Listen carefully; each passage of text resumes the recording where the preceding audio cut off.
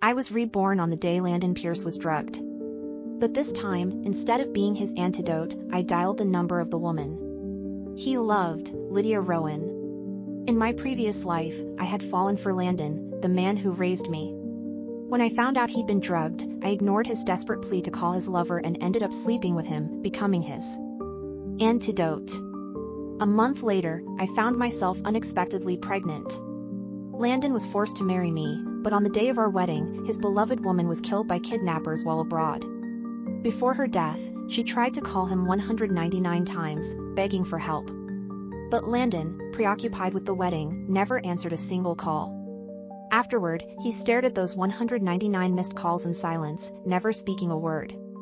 Then, when I went into labor, he locked me in the basement. I begged him to take me to the hospital, but he just smiled cruelly, watching as I suffocated, unable to give birth. Just before I died, I heard him say, "If you hadn't gotten pregnant, I wouldn't have been forced to marry you. If you hadn't taken her place, I would have answered Lydia's calls. You deserve to die." When I opened my eyes again, I was back on the day Landon had been drugged. "Mira, hurry up and call Lydia." Hearing those familiar words again, I suddenly realized I had been reborn. Without a second thought, I grabbed my phone and dialed Lydia's number. Landon's face flushed red, his gaze burning as he looked at me. In my past life, I had made the mistake of giving in to that look, which led to my tragic end. This time, I turned away from his gaze and quickly left his room. "Landon, just hold on. Lydia will be here in 10 minutes. As I shut the door behind me, I heard him mutter my name through gritted teeth. But I pretended not to hear, firmly closing the door and standing guard outside. 10 minutes later, Lydia rushed in. She gave me a complicated glance, visibly relieved when she saw that I was dressed and untouched. Before stepping inside, she shot me a glance. "You can leave now. We don't need you here." I turned and headed upstairs, back to my room. It wasn't until the middle of the night that the downstairs room finally fell quiet. I exhaled deeply. In my previous life, my love for Landon had led me to become his antidote, and I had ended up pregnant with his child. He married me out of obligation, but on our wedding day, Lydia died unexpectedly, and he lost the love of his life.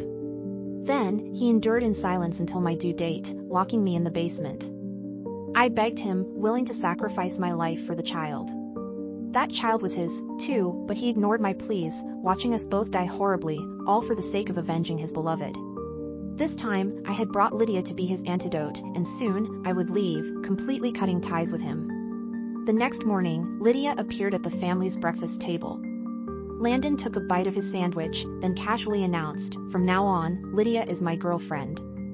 I'll marry her, so be nice to her." He glanced at me, then pointed his fork at me. "Especially you. Be nice to my girlfriend and don't cause me trouble." I nodded indifferently while Lydia smiled smugly at me. I pretended not to notice and stood up, ready to leave before finishing my breakfast. But just as I got to my feet, I heard Lydia's soft, dramatic sobs. "Landon, does Mira not want me in the family? I know how important she is to you. If she doesn't like me, maybe I should leave." She let a few tears fall, looking as if she'd been deeply wronged. Landon frowned, clearly irritated, and called out to me. "Mira, sit down and finish your breakfast." I didn't respond, coolly saying, "I'm done." Landon's irritation deepened. "Sit down. Don't you understand what I'm saying? Is this how I raised you? With no manners?" This time, I had no intention of getting involved, but they wouldn't leave me alone. I turned back, offering a polite smile. "I've really finished. You two enjoy your meal. I'll take my leave." Half an hour later, my door was knocked on. When I opened it, I was met with Landon's deep, brooding eyes. I instinctively reached for the door, wanting to shut him out and avoid any confrontation with him. But Landon was quicker, blocking my way with ease. He raised an eyebrow, his gaze sharp as he studied me. "Avoiding me? Why?" He took a step closer, his eyes narrowing as he examined me. "Are you upset? Is it because of Lydia?" I shook my head quickly, trying to keep my tone even. "No, I'm not upset. I'm happy for you. You've found someone you truly love. His expression shifted, unreadable, as though he didn't quite buy my words. Is that really how you feel? Are you sure you're not just saying that? He scoffed, letting out a small laugh that lacked any warmth. Mira, don't tell me you still have feelings for me.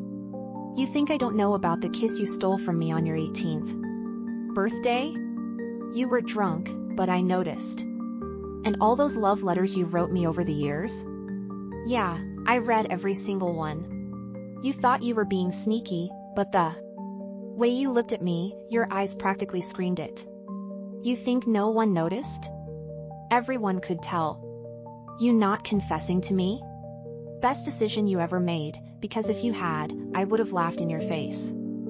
He chuckled, the sound sharp and cruel, before walking over to the desk and pulling open the bottom drawer. He grabbed a thick stack of letters and tossed them onto the floor, stepping on them carelessly. Mira, I've been taking care of you since you were 7 years old, raising you all these years, and now you've got these feelings. For me? Do you even know how messed up that is? You knew I only had eyes for Lydia, yet you still wrote me love letters behind my back. Honestly, it's disgusting. Then, he leaned in close, his voice low and almost mocking. I came here to tell you something. Yesterday, I was drugged. You were looking at me like you wanted to jump me. I know you. Thought you could be the antidote. But luckily, you didn't go through with it. If you had, I would have been disgusted for the rest of my life. You're just not worth it. A sharp pain twisted in my chest. Even though I'd stopped loving him in this life, hearing those words still hurt. After saying that, Landon warned me to stay away from him so Lydia wouldn't misunderstand, then slammed the door on his way out. I didn't want to be a nuisance, so I decided to head out to take care of some overseas paperwork. I packed my things and left. That night, I purposely waited until almost 10 o'clock to come back.